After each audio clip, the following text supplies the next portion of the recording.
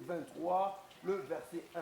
C'est avec cette verset biblique que nous allons commencer l'émission d'aujourd'hui. Et dans mon début, vous comprenez déjà à qui j'ai affaire pour la journée d'aujourd'hui, fidèles, aimables téléspectateurs sur cette pour nous capter net 5 sur 5 partout dans le monde entier pour le compte de votre émission. La vérité première, émission socio-politico-religieuse. On va essayer aujourd'hui de réfléchir, de parler sur l'impact de l'onction. Je dis comme ça merci à mon réalisateur Mélanie Longa, la 4045, qui assure aussi du côté de la prise de vue, l'impact de l'onction. Aujourd'hui, nous allons recevoir pour vous, pour la première fois à travers cette émission, mais ce n'est pas une figure à vous présenter parce que vous avez souvent l'habitude de nous suivre dans nos animations matinales, dans nos autres plateaux. Mais cette fois-ci, ça sera maintenant pour le compte de votre émission, La Vérité Première, le pasteur Papi Boéquois, que je vais tourner directement vers ma main gauche pour lui dire bonjour, pasteur. Bonjour, Papa John. Oui, nous avons la grâce, ça va. Ça va. M'impressionne déjà à Liboso par rapport à l'émission sur la vérité première, première participation, on a eu par rapport à l'émission. Elle est tellement bonne par rapport à l'émission. On a dit que l'inspiration Zambé, dengue la carrière a toujours été toko. Et puis, on a mis Hollande moi extrait, on a déjà ça va, ça va. Donc, Mamoisa bien. La vérité première. La vérité première. Sur certains, vous êtes là en train de nous suivre. Alors, pasteur Papi Boéquois, oui. Par rapport à l'émission, c'est qui le pasteur Papi Boéquois? Alors, merci beaucoup. Pasteur Papi Azali, Naza pasteur, le révérend pasteur, Nazo dirigé la communauté des églises prophétiques Bethesda, Naza représentant légal, Naza marié, Papa Yabane Belé. Papa Yabane Belé, Naza péchantre, je crois que nous sommes dans l'Arabiso, dans Internet, même dans la télévision. Donc, en bref, on a encore pour Nanga Yangoan. Voilà, rapidement, directement la thématique parce que il y a vraiment des questions, plusieurs personnes se posent déjà dans l'impact sur l'action. Nino juste John Juroua, vraiment. na pasteur Papi Boéquois. De l'entente de G, pédagogiquement parlant, oui. Baptisateur Seigneur va comprendre d'abord onction de l'Inini. Surtout. Onction de l'Inini. Merci beaucoup. Onction est une capacité. Voilà. La capacité de Dieu, bien la capacité divine dans l'homme. Zambé a côté dans mututé ce qui est équipé. Au préalable, le Seigneur lorsqu'il a côté dans il faut équiper. A de ton la capacité eux et sengeli pour que réussir mission. L'onction se donne toujours dans bateau dans un mandat. Les gens qui ont reçu le mandat, la mission d'accomplir quelque chose. En d'autres termes, l'onction, c'est Dieu lui-même dans l'homme. Parce que l'onction, c'est l'action d'oindre ou de répandre de l'huile sur quelqu'un ou un objet. C'est ça l'onction. C'est-à-dire, ma coquille a coindre mutu, kopakolaye mafuta. Tu as kopakola eloko, koindre biloko dans l'église, biloko dans l'anda, koindre penda, kumutu ka biloko belé. C'est-à-dire pour que ait une connotation spirituelle. Et ça la makambu ndenge nzambe alingi et ça la tomuto ça la ndenge nzambe alingi to monango na Ésaïe 61 avec Jésus. L'esprit du Seigneur l'Éternel est sur moi car il m'a oint. Jésus avait une mission de sauver l'humanité. Mais ça n'a pas été facile pour lui. To monango même na 4-4, il a failli même abandonner. A commencé à père s'il est possible et loin de moi cette coupe. Mais à cause en vertu à onction zagil kolonaye et daketi a achevé mission na ya tout est accompli. C'est ça l'onction en bref. C'est ça l'onction en bref. Alors, homme de Dieu, Papi Boéquois, nous allons expliquer l'onction sur Baza. Très content par rapport à cette explication. Maintenant, on met qu'à amplifier. Tu as Koloba, Mouto Ali mandaté. Mais il y a un débat, un questionnement, il y a un Mouto Bananzambe, Balobara Ligamoya, appelé Nabeli. Est-ce que la différence, c'est ça la rana, un appelé, un élu? Est-ce que ça rend difficile, il y a une différence? Il ne pas. Non, différence, c'est ça. Différence, c'est ça. Pose à la appeler, il faut à la aider. Choix Nzambe, élection Nzambe, Salemi, comme a vu dans Jérémie, chapitre 1. Abi, aux allons à ventre à maman, na eba kio. Nasi na consacra kio déjà. C'est-à-dire, en d'autres termes, nasi na pakola gyo mafuta. Na libumu ya maman. Il a été déjà élu. na nzambe tango abimi aye na mokili abotami lokola bato nyonso nde esika siko appel ezolanda élection place euti c'est-à-dire nzambe aye siko koba te intel aya asalelanga tomonanga avec Paul na Silas abi mettez-moi à part Paul et Silas c'est-à-dire baza bato oyo déjà na élection en nzambe na éternité nzambe asebaki intel baosalelanga asa ponaki bango mais ntango babotami nde tokomona neti na Romain c'est qu'il a connu d'avance na Romain 8 il les a appelés vous comprenez c'est qu'il a connu il a destiné appelé et justifié et glorifié donc 4 étapes dans la 4 étapes mais donc est-ce que vous comprenez donc c'est-à-dire nzambe aponaka nanu mutu après ekobenga yo et maintenant alors pasteur moto moko alandi biso na moment oyo ntango olobi likambo ya kopona eza mpe une action ya kowendre déjà oui. et maintenant moto mosusu akoti trouble na biso alobi bon bawendre nga na lipumu pourquoi alors mpo nazala susu bawendre nga lisusu na mokolo na physique pendant la physique c'est la confirmation. Je crois que les catholiques avaient une confirmation. Bon, ça les magis bisous aux agités, bateau à mon agité. Mais vous avez le ministère, vous avez une grâce, vous avez une mission, il faut accomplir dans mon kili. Mais ça les mandengeni. L'église, tu vois qu'on découvre, déco a une grâce telle. Mais il faut te confirmer en on a mis sur la batte. Oh, et puis ça, ils déjà oh ensemble à salaki. Donc te confirmer l'eau qu'on a ensemble dans la katiamou. Donc c'est ça. Vraiment c'est ça. Alors, homme de Dieu. Comment connaître, comment pouiller moto à lui, la onction, moto à pakwama, la ligne moto et pakwa, à pakolama. Bon, c'est simple. Il y a des signes qui ne trompent pas. Les signes, il y a moto à zana onction. Parce que onction, c'est un signe, onction, c'est une exigence. Aux hommes. Na zonga na côté ya ya basini ndengo lobi wana na kati ya basini ya mutu azana epakwa nzambe oko remarquer mutu wana eloko liboso bobangi ya nzambe eza kati na ye la crainte de Dieu c'est-à-dire moto yo de papa nange mili mufuta lobaka lingwande kitakate okay bat musu lingwande kitaka bon nzambe silaka or nzambe photo batela inde to batela téléphone nzambe alongwa ta tika yo ta za toujours na yo. Donc, Batouane a remarqué qu'il est trop attaché. Sa fidélité, façon naïe, attachement naïe, dans Zambie, dans Makambo dans Zambie. Parce que Zambie a bloqué à tirer à onction Zambie y a l'école Moutouane. Papa, tout s'est trompé. Que ceux qui ont bon de la batazo koya, babeli bazobika, ndé azana onction. Non, c'est pas ça. Parce que diable perd sa maramnae. Matthieu 24 verset 4 le biango. Nabatango asuka. Il faut prophète bon ça la paix va miracle.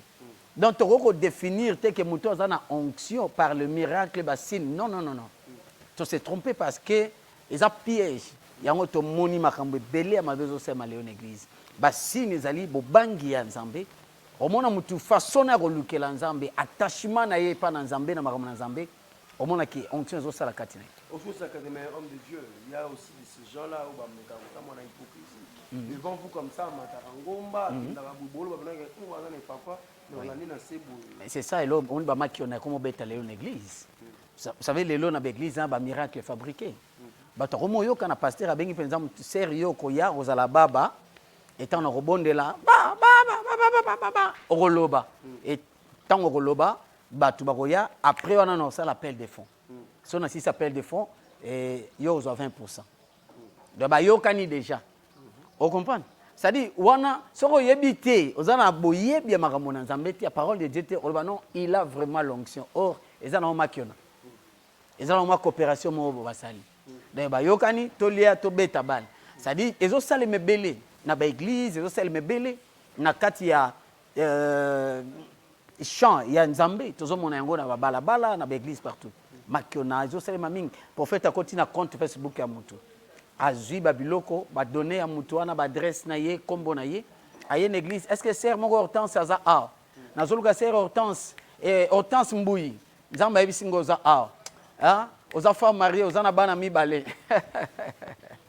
wana bizodo bi vraiment il a l'onction or et pourquoi nzambe ezali donc na sengi na basel na nzambe tokosaba na nzambe te parce que châtiment nzambe ezali toluka epakwa parce que il existe aussi l'onction authentique oyo bakoko na biso baedi na bale bazalaka nango na badebi ya bapasteur Kutino bapasteur Soni Kafuta bapapa na biso Kizamina onction wana eza ti lelo eza parce que Jésus-Christ n'a pas changé il est le même hier aujourd'hui et éternellement biso nde tobongwani par manque de patience trop de vitesse to continue biloko moko boye po to impressionner bat nous oublions que l'onction de Dieu existe et moi je crois au miracle je crois à la puissance divine. Voilà. Alors homme de Dieu éclairage le fait qu'il y a Batou Bakou à l'église le fait qu'il y a Batou pendant la prédication Batou Bakou va s'imprégner dans la présence de la ciné salle.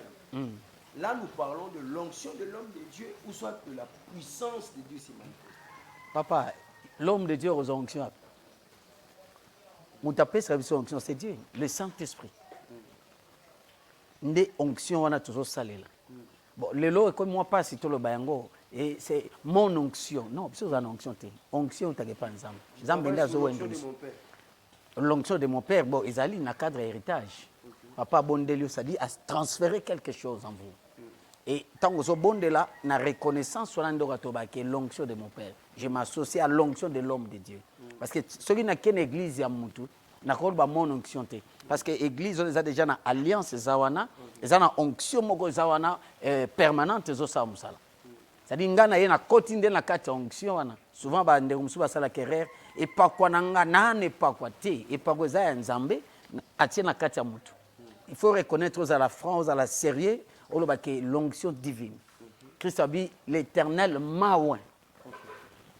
L'éternel maouin. Avant d'aborder d'autres choses, toujours moi, si homme de Dieu, en parlant de l'onction, est-ce que votre analyse par rapport à Bassan ensemble na yakala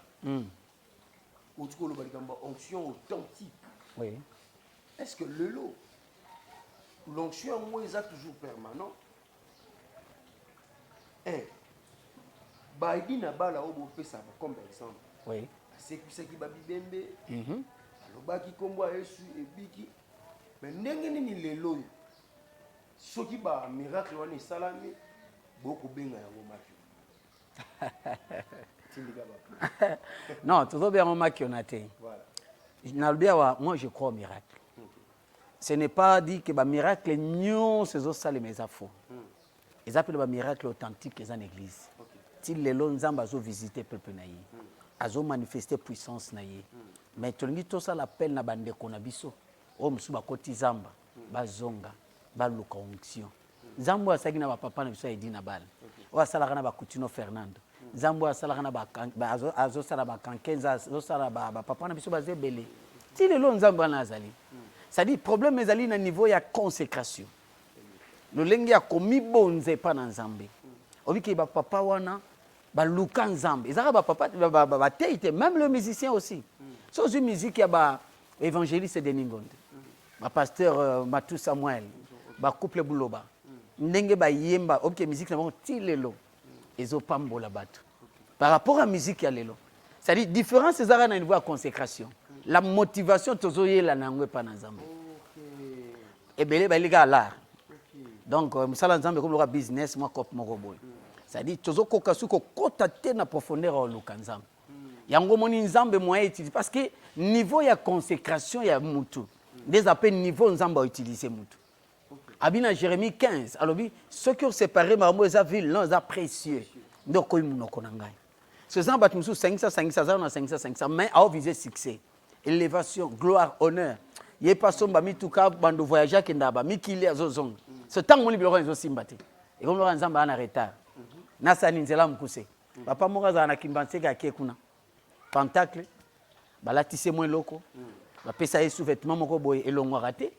Avant matana cher, il faut akota na bureau on comprendre pour bande wazola na respect. Ya bande wazola na biso moins tolo banyon se zate. Mais je pense que bazoyo ka ba comprendre ba tozolo ba wana. Ça dit nyon so na za na katatan. Akomo mana ba protocole bimarana ba chantre sala raboy. Tous ces apona nini. Akokite ko zinda aluka nzambe po nzambe apakola ye. Mafuta nzambe ezali. Moi je crois ça eza l'église L'église réveille, il y a des hommes puissants, des hommes bénis, basés belés. Aux hommes. Mais ndamboula biso batengami bozonga, toluka onction ensemble.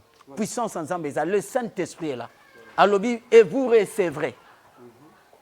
Dans le 8 heures à Pentecôte, toro yambangouya.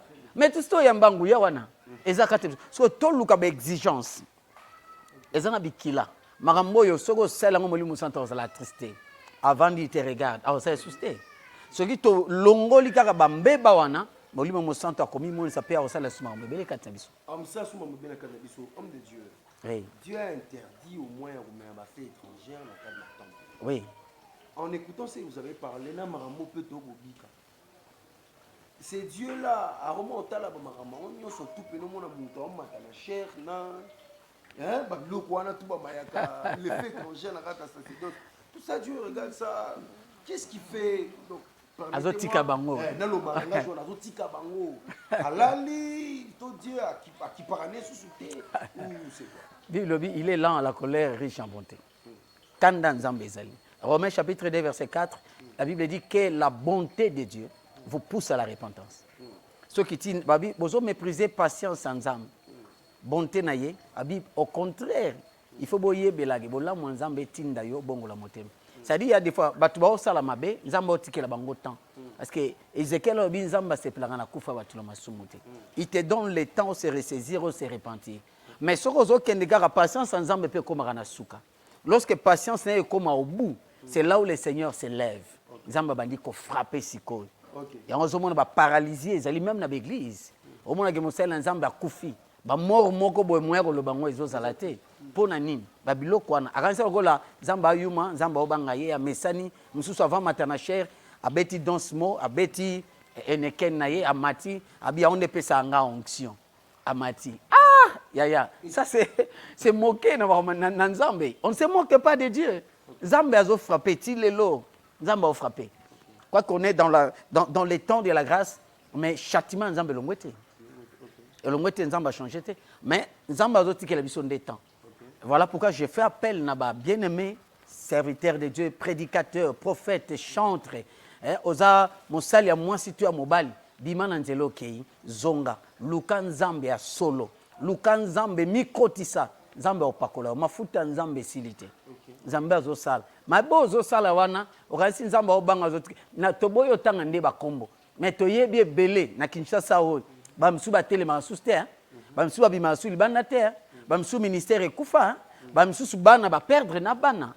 Bamsu ye moko nzoto zi problème. Yaya, kosaka na nzambe te, tozonga, toluke pakwa nzambe za. Oza besoin succès réussite, oza besoin parce que onction ezana ba phase belé na ba forme belé. Ozomon, l'onction attire. L'onction délivre. L'onction restaure. Onction et même maramwe belé na vie abat. Quelqu'un qui a l'onction de Dieu, a quoi convier mutute. A vous en peut précéder, a vous la poser parce qu'il dit que loko eza katinaye. Yango kopambola. Voilà. Ah, vous entendez très bien comprendre. Le pasteur Païboka a dit l'onction attire. L'onction bénit, l'onction restaure. L'onction donne la stabilité. L'onction robali ça peut rendre la bâtisse. Nakobota et consolaka. Et maintenant, homme de Dieu, parce que nous parlons de cet impact de l'onction. Comment maintenant l'avoir? Nous devons juste tous à la bawendre biso, tout na bateau barolanda biso. Comment avoir l'onction? Et les hommes de Dieu et aussi homme de Dieu bela bani ministère. Abi Nazali élu. Nazali peut appeler, mais je ne pressens pas l'Ikambouana, tout le monde la même maison de Tinda Barona, la carte de Simbakis. Quel est le conseil? Qu'est-ce que tu peux lui dire? Et en même temps, bon, conseil est simple, hein? Il faut avoir la patience. Nous sommes ensemble, il faut avoir la patience. Jésus a Botami, 30 ans, à l'âge de 30 ans, à Yobanda ministère. Il n'a fait que 3 ans dans le ministère, mais tu as l'impact du ministère. Il y a 3 ans. Il y a 3 ans, impact. Mais aujourd'hui, nous avons des pasteurs qui ont fait 10 ans, 20 ans de ministère. Au moins, impact, il y a 20 ans et 3 ans. Et c'est tellement différent. Parce que si aujourd'hui, Jésus dans Matthieu 4, Balobi a sali 40 jours et 40 nuits. Cherchant la face de Dieu. Aux hommes. Zala n'a pas seulement ministère comme Ganga, Batuando Lukayo, Mbongo comme Landayo. Il y a onction criara. quand l'onction crie, États-Unis oyoka. Paris oyoka. Batu aza Lubumbashi oyoka. Omonage oleyo luka batu. Batu ando luka yo. À cause d'onction, parce que l'onction attire. Mais le olé batu ba luka biso biso to mo forcer au kende vers batu. Ozomon. Ya on to sengi kaka na bandeko. Ayez un peu de patience. Continuez ko luka nzambe. Patience se futaka. Onction nzambe ko kiteli kolo no malembe. Au moins, un jour, pouf, marambo itamboli, marambo fungwabi. Oui. Voilà. Tellement que nous sommes avec l'homme de Dieu, Merlin Nongala, tu profiter de toute la question, nous sommes avec sa toi, même il y a Plamedi, tu as mis sur lui, on met toute la question. Plamedi boye quoi, Plamedi boye quoi. Alors, homme de Dieu, oui. Au lobby, tout le Kanzan, pour pas quoi, et ya. Na kati ya prière il y a le plamedi boye ko to ya mandi to ya ngai na ko ko bondela zambe a pe sanga auction to le fait il y a ko bondela nzamba o sopela nga auction c'est le fait de prier. Ce n'est pas que na ba na bondela oko senga mais ceux qui nzamba alobi on peut sauter onction ba force à monter mais en priant tant on zolukaka nzambe parce que bilobi chercher l'Éternel pendant qu'il se trouve prier sans cesse. Ozoluka nzambe, plus ozolukaye, nzambe peut komi koya, komi kosa. Bible approchez-vous de Dieu et il s'approchera. Il faut mouvement et salme. Tant que yoke ozolukaye, ozobondel, yé pas comment sopa mafu. Ils en adage me ko qui s'assemble. C'est récent. Nzambe za puissant. Tant que pousse en pembe la puissance na ozolukaye, ba rayon en puissance na ezokota. Yango onction. Le Saint-Esprit azoya le jour où yambika à Christ comme Seigneur et Sauveur. Aussi baptême au nom de Jésus Saint-Esprit côté katinayo ozomon à partir ya molimo mo centre za katinayo ba prière ozo sala eza lokolo ozo fungolelo mo katinayo onction place au banda ko sala obike il y a des fois makamso salema en église na biso moto kamwa oteka mutumo loboko nzambe pambola muto nzambe bigisa muto prière mo tamsu yo moko na samutema penza au croire na ngoti mais oteka loboko parce que Bible vous imposerez le maire. Moutake mona zongi pe biso papa nzamba bikisinga donc na yo moko za étonné na marambo onction étonnaka na biso moko ba porteur na yango na biso moko ba sali ya defeleke la biso maramsu nzamba sala on a plusieurs témoignages to kopé ça awabo eza télévision moi cité ba kombo ba tezate na église na parcours ministériel na biso on a vécu beaucoup de choses et à la côté à Koyemba pe nous avons vraiment des témoignages. Oh bah toi pesi papa na banda ko yoka kan nzembo na na fièvre makasi mais tant na tenzembo na yoki termo na toki chaleur na bikimba mona telempe na binake eza ba onction parce que onction musique eza onction prédication eza ya miracle ya délivrance onction financière ezali ya mariage eza ba famille sou ba to balarati mais au monde ka moko abali ça dit onction ya mariage ekitili kolona ye cette capacité pour abala pour la zoba na ba Philippe. Et rendons grâce à Dieu le Père de notre Sauveur Jésus-Christ qui nous a rendus capables. Dieu nous a rendus capables. Paul Obina ba Corinthiens, notre capacité vient de Dieu. C'est-à-dire que nous sommes ensemble la bangonde ba komi ba nzambe na quatre église, ba maître, œuvre za nzambe za bisote. Alors tu sais nga kolom sala ya asala. Bisoto za comme ba instrument, ba canal, ba pont ou a kolekela na nzela na biso pour toucher batu. Peuple na yabik sabango, c'est ça. Peuple na yabik sabango. Homme de Dieu, nous restons toujours dans la prière. Oui. Na utio koloba, na utio koloba même baptisé voilà na biso na début aujourd'hui l'onction comme le Saint-Esprit, l'onction comme la personne de lui-même Dieu. Dieu lui-même, oui. Dieu lui-même. C'est vraiment très bien, moi je convaincu par rapport à ça. Maintenant dans nos églises. Oui. Na été tout ça là constant là parce que l'église ezali bisika yemoko nzamba pandaka grand témoin wana. Oui. Mais comment dans la modération dans l'église, pour le baramou, nous sommes quitter. Bon, et là, quoi, nous avons raison. Nous avons raison. Même si nous sommes Moli Momo Santu Yaka Moli Agenaga. Merci. Avoyagé. Il est avec nous. Mais sur le contexte, il y a le Mbouana, les chantres n'engana comprenant. Il a besoin que Moli Momo Santu a se manifester.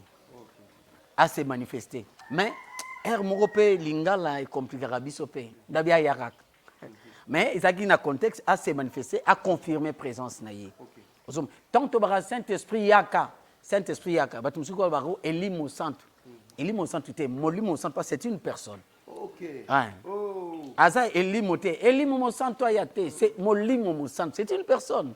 Ok. Hein? Alors, Elimo, c'est Tout ça, Molimo na Elimo. Elimo, c'est l'esprit qui est dans l'homme. dans l'homme. Ok. Ce moment où Komango est majuscule et minuscule. Pour nous, c'est la différence. Donc, tu vas Molimo Santo yaka. Vous comprenez? C'est-à-dire, tant que tu vas aya, tu vas se manifester. À glorifier Christ dans la assemblée. C'est ça le contexte où tu le belaming dans l'église. Viens Saint-Esprit, yaka molimo. C'est-à-dire, d'être robapé, salam molimo. Donc, dans ce sens là. Dans ce sens là, maintenant, à ça là, à se manifester. Ceux qui a se manifester, tu es un pasteur en ancien. Tu es modérateur, tu es un salarié. Tu es un provocateur. Tu je suis trop loin. Alors, qui te culte le malili. On peut savoir que tu es là. Modérateur, non, tout l'éclairage, parce que nous parlons de l'onction. Non, nous avons besoin à travers la tambour battante. Merci. Nous avons besoin à la canne makelelete. Aujourd'hui, l'histoire, il y a Élie. Nous avons besoin de visiter. Azela est dans mon peuple makasa yate, babi inventu. Mon peuple mora kimia. Dieu s'est manifesté. Tala, na yoka li solo babete la biso, il y a un frère à une église. Azali boite ba bondeli pona ye sur les champs lo sa magité. Il est rentré fâché. Et si moi c'est na so koya ko une église ko mona muke. Mais alala na butu miracle ye. Na tonga la mura rotambola. C'est ça Dieu. Donc sur place on va sentir ne lo moté, mais il y a quelque chose de salé. Bino boko ba non lelo malili mais nzamba déverser onction moko il y a guérison na batu ya kion parce que guérison ça physique il y a aussi la guérison de l'âme. Et ça a esprit mususu pe na kati ya batu. Esprit donc il est azo vivre mais esprit n'est pas malade. Âme n'est pas malade. Corps ayara aussi biro ezana kati. De se manifester physiquement. Mais yozo zela mutumoka tutuka papa mais ezana âme ya mutumoko eza sauvé eza guéri. Na culte wana na nzela adoration à louange na nzela ba témoignage maremezo c'est mon église. Ozoma donc batu balonga nde na contexte wana ya ko lier puissance ensemble na ba agitation na ba mouvement te balongwa. Balongwa na niveau wana. Na su ba jeune serviteur bojuma kimia. C'est tout bango. Ba jeune serviteur trop de vitesse. Hein? Trop de vitesse. Il faut battre quoi il y a une église. Battre par là. On a vu non, le Saint-Esprit est là. Et maintenant l'homme de Dieu, le Saint-Esprit dans l'église, le Saint-Esprit a obité Katinabiso, mais le lot de l'église a une stratégie. Il y a ma casse. Le lot, on a une méthode pastorale. J'ai ma manière de faire les choses. Dans mon église, il y a une méthode. C'est ce qui tue. Il y a une église. L'église est confiée à partir de l'église. L'église est la conduite dans l'esprit, dans l'onction, dans la puissance en Zambé. Tu vas dire l'église dans la stratégie. Or, la Bible dit la lettre tue, l'esprit vivifie. Tu as besoin de lettre dans l'esprit. Mais tu as besoin de la lettre. Tu as besoin de l'expérience. Tu as besoin de copier même les matés, les affiches, les banderoles. Tu as besoin de thème. À mon écoute, l'impact, papa, tu as passé dans le séminaire sur l'impact de l'onction. Mais il y a des hommes de Dieu à commis en opé. L'excellente invitation. Témoin qui t'ont rappelé dans le bélan. Est-ce que les hommes mission parce que c'est poussé par l'esprit que les hommes ont parlé de la part de Dieu. Est-ce que tu as été poussé, conduit par l'esprit de Dieu pour que utiliser témoin? C'est-à-dire que tu vas dans la stratégie.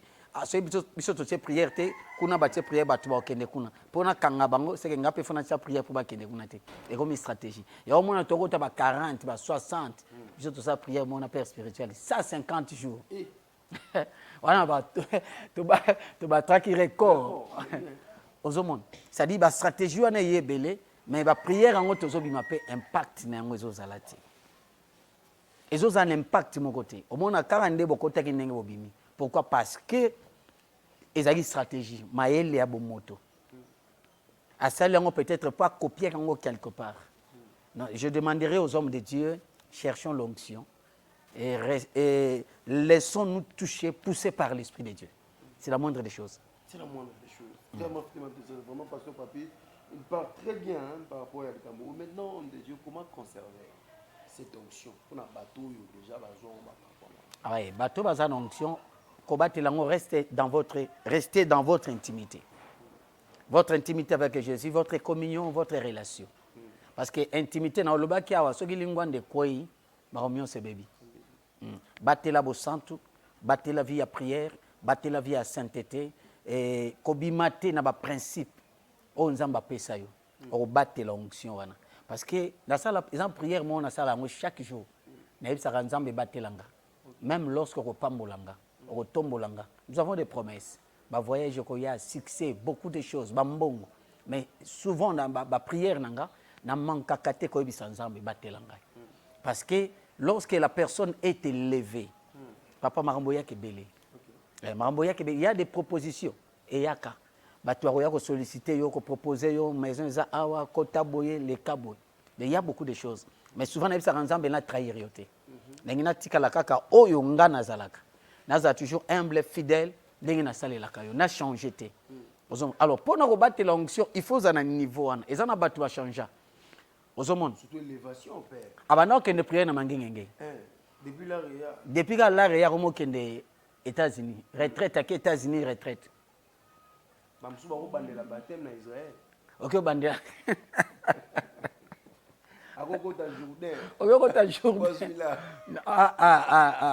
Il problème.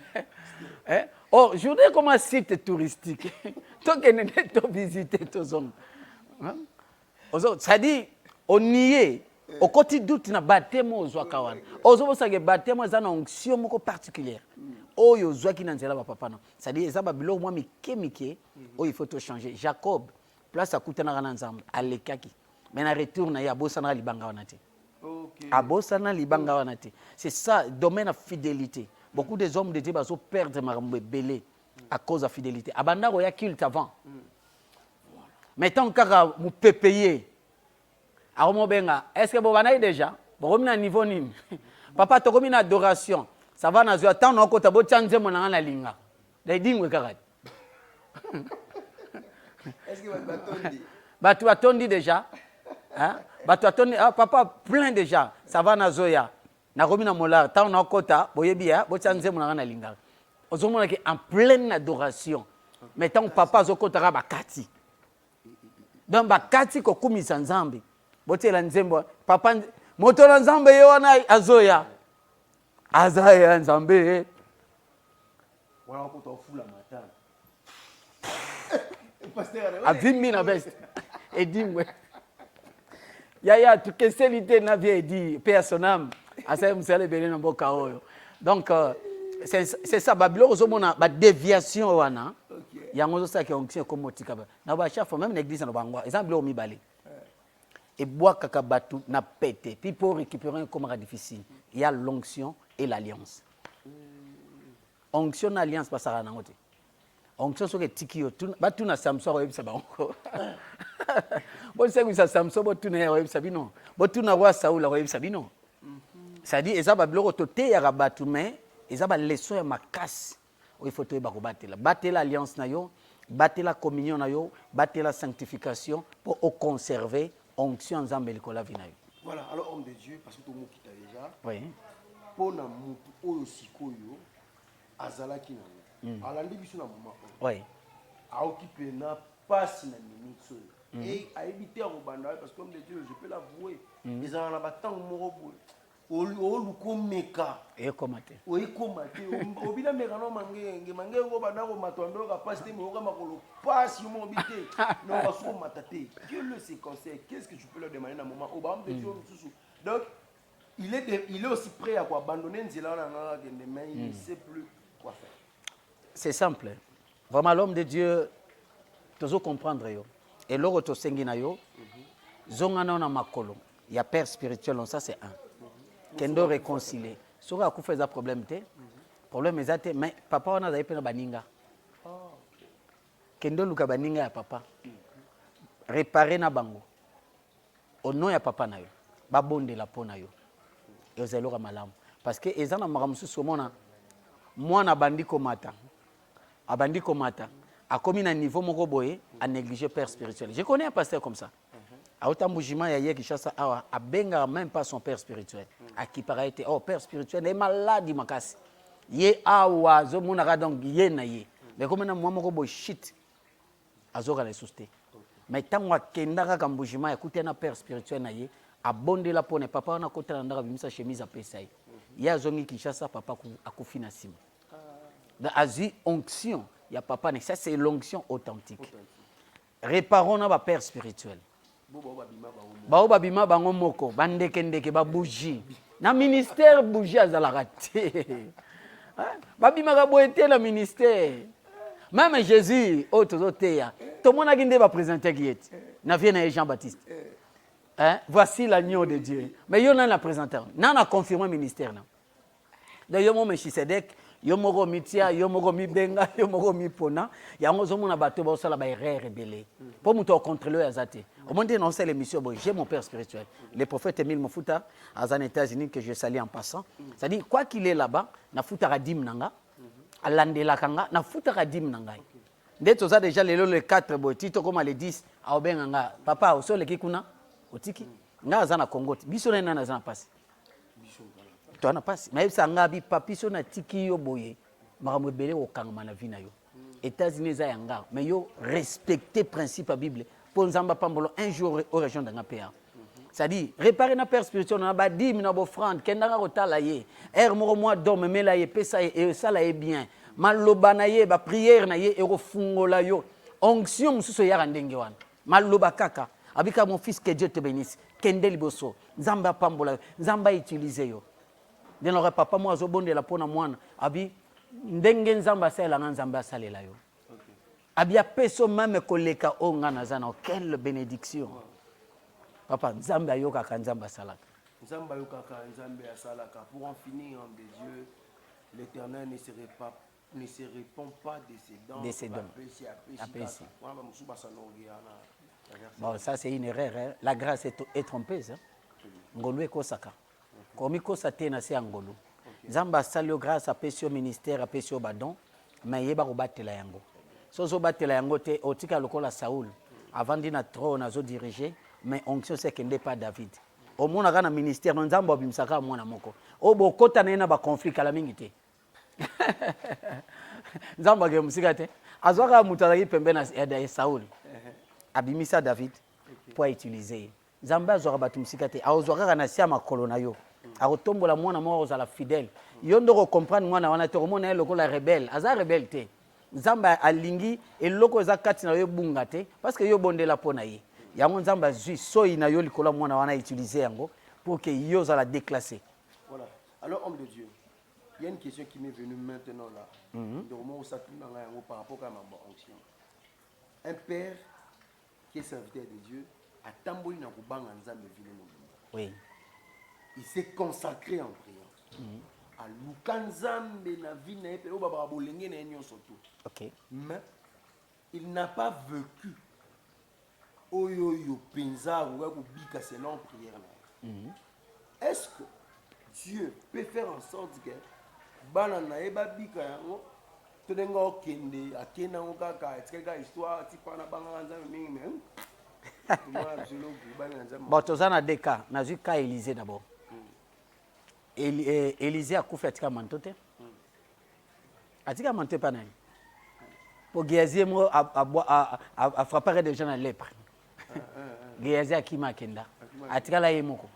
Ti yaki rokufa. Élisée atika mantote. Ba papa msuba atika mantote za comportement ya bana. Comportement ban. Bozana papa boto sagaete boyoka kaete bolinga kaete ba kanai tout ça. Papa moté mes baby. Na ki kanelo nanga.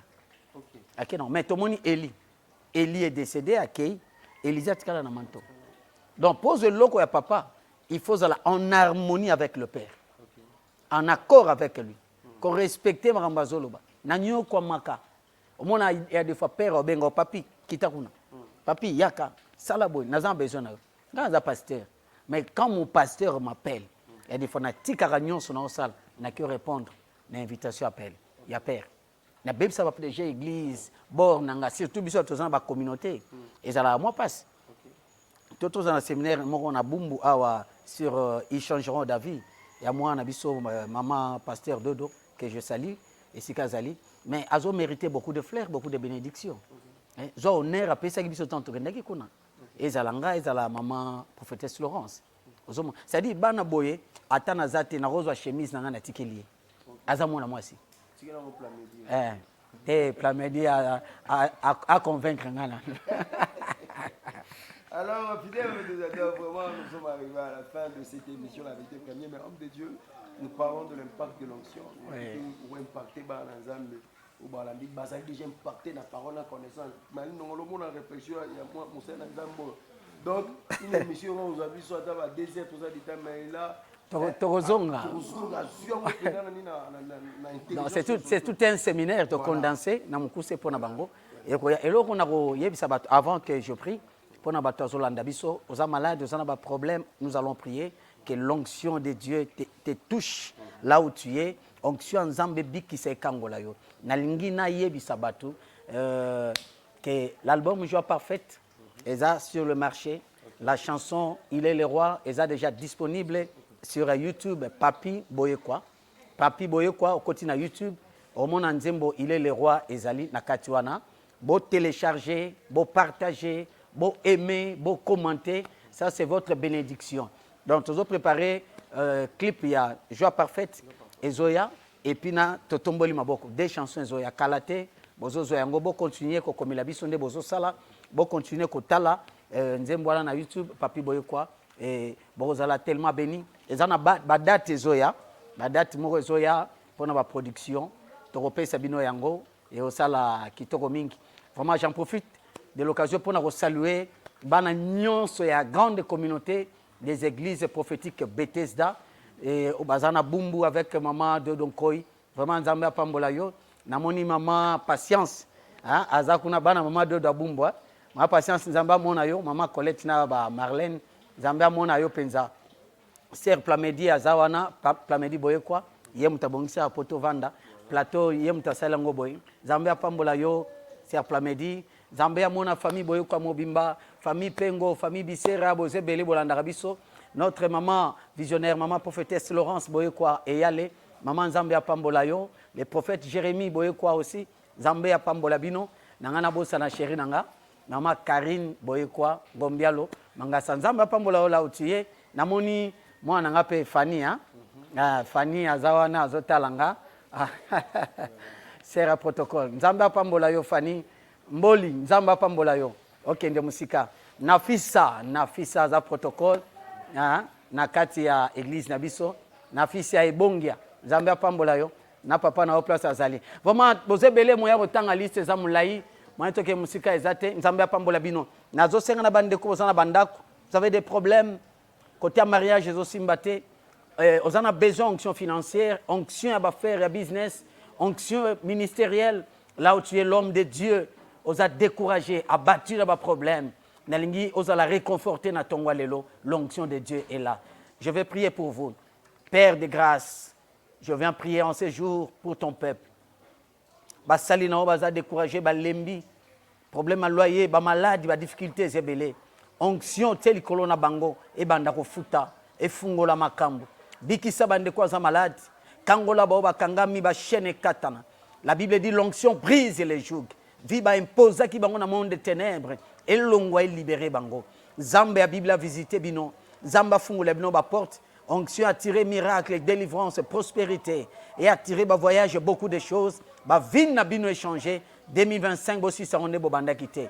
Zambe mon équipe technique Pambola biso nyonso mon frère John et puis nde kona biso azana caméra na sima Zambe Pambola le boko na yo et batela biso na bike soko zongité to komona na mikolezoya soyez bénis au nom de Jésus. Onction na ekita likola RDC likola ba konzamboka likola ba église Bethesda Mobimba. Au nom de Jésus, nous avons ainsi prié. Nous disons Amen. Amen. Voilà. Merci beaucoup. Amen. Que Dieu vous bénisse. Merci, homme de Dieu. Vraiment, fidèles utilisateurs, nous sommes vraiment arrivés à la fin. Sur impact, on a impacté dans ma nation, surtout à travers ce prière, moi je crois. ensemble. Moi, votre invité, Djourou John. Nous sommes arrivés à la fin de cette émission. Merci à mon réalisateur, Merli. Et nous allons attendre 45. Merci aussi à la dame. Merli, comme on est Merli. Merli Ndongala. Merci aussi à la dame qui nous a accueillis aujourd'hui. Madame Plamedi Boé, quoi.